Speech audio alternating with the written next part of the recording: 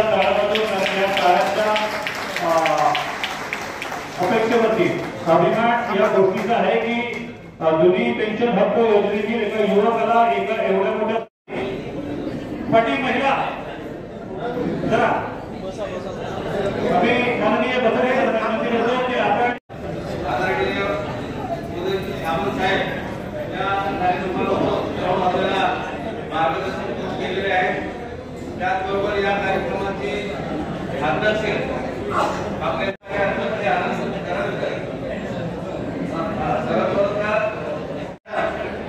आणि या ठिकाणी ज्या सर्व तालुक्यातून उपस्थित झालेले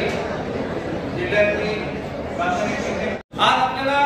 जी संच मान्यतेची आपल्याला पाहिलेली ती घटना 15 मार्चचा जो जी आर आहे या राज्यामध्ये आपल्या जिल्ह्यामध्ये तर 3-350 अटेम्प्ट होती, परंतु याची संख्या जर महाराष्ट्राची जर काढली आपण ही आपल्याला अतिरिक्त होणारी संख्या प्रत्येक जिल्ह्यामध्ये जागा राहील अतिरिक्त झाले तर किमान आपल्याला 25 ते 30 हजार शिक्षकांची ही पदं अतिरिक्त होत आहे। आणि म्हणून आपण कोण्या पातळीकडे जात आहोत, कोणी दिशा काय आहे आणि म्हणून या राज्यामध्ये ग्रामविकास मंत्री असतील, शालेय शिक्षण मंत्री असतील दादाजी भुसे साहेब यांच्या दालनामध्ये आपल्या संघटनेच्या माध्यमातून मित्र दोन आपण बैठका लावलेल्या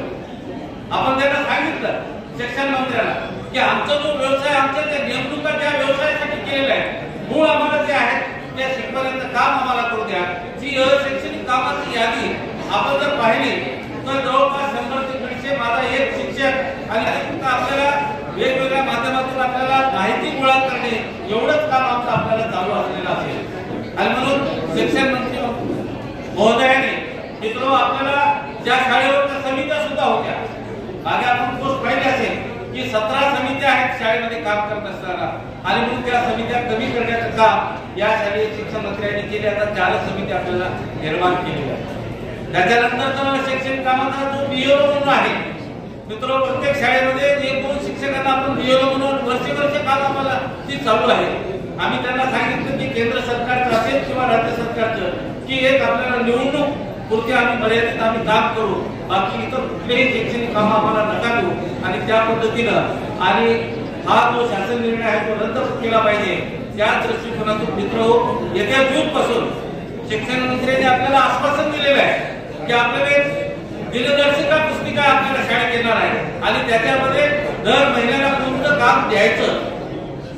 आणि कोणतं काम आपल्याला करायचं हीच त्याच्यामध्ये आणि दुसऱ्या प्रकारे कुठलेही नाही। त्याच्यानंतर आम्ही सांगितलं की अनेक जिल्ह्यामध्ये वेगवेगळे मुख्य कार्यकारी अधिकारी शासनाचा कार्यक्रम वेगवेगळा आणि जिल्ह्यातला कार्यक्रम सुद्धा आपल्याला वेगळे असे अनेक कार्यक्रम आम्हाला राबवावे लागतात। कुठेतरी प्रशासनाने एकच कार्यक्रम या राज्यामध्ये केला पाहिजे आणि ती भूमिका घेतली आणि ती सुद्धा मान्य मित्र केलेली आहे। त्याचबरोबर तुम्ही आम्ही दांडीवर वाड्यावर राहून जे काही शिक्षण घेतो आज आपल्याकडे MA BEd असलेली जी प्राथमिक शिक्षक असलेली परंतु कुठलीही आपल्याला प्रमोशन नाही ती प्रमोशनाची पदं सुद्धा आपल्याला निर्माण केली पाहिजे। आज आपल्याला महाराष्ट्रामध्ये माहिती आहे की विस्तार अधिकारी असेल, केंद्र प्रमुख असेल किंवा आपल्याला गट शिक्षणाधिकाऱ्याची पदं अनेक पदं आपल्याला रिक्त आहेत आणि त्याचा परिणाम सुद्धा गुणवत्तेवर आता मुख्याध्यापकांना नसेल तर ती गुणवत्ता कशी आहे आणि म्हणून ही सुद्धा पदं या माध्यमातून आपण भरण्याची भूमिका या संघटनेच्या माध्यमातून घेतलेली आहे। नेते म्हणून आपण या ठिकाणी त्याचबरोबर आपल्या जिल्ह्याचे कोषाध्यक्ष म्हणून मेघनाथ एकनाथजी गोसावी यांचं या जिल्ह्याचे आपल्याला कोषाध्यक्ष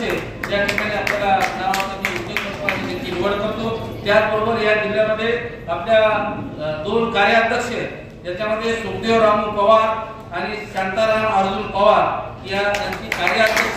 या पदासाठी आपल्याला आपल्या याच्या अगोदरच आम्ही एक बैठक घेऊन सगळं चिंतन करून तालुका शाखेचा सगळ्यांचा विचार करून ही नाव आलेली आहेत आणि म्हणून त्यांचं सुद्धा या ठिकाणी कार्याध्यक्ष ज्यांच्यावर अतिशय महत्वाचा धोरा असतो की शासनाचा असेल किंवा शिवोशी पत्रव्यवहार करणे, मीटिंग लावणे ही आपल्या जिल्हा सरचिटणीचं काम असते आणि जिल्हा सरचिटणीस म्हणून श्री भालचंद्र भाऊसाहेब फुले यांच्या नावातून या ठिकाणी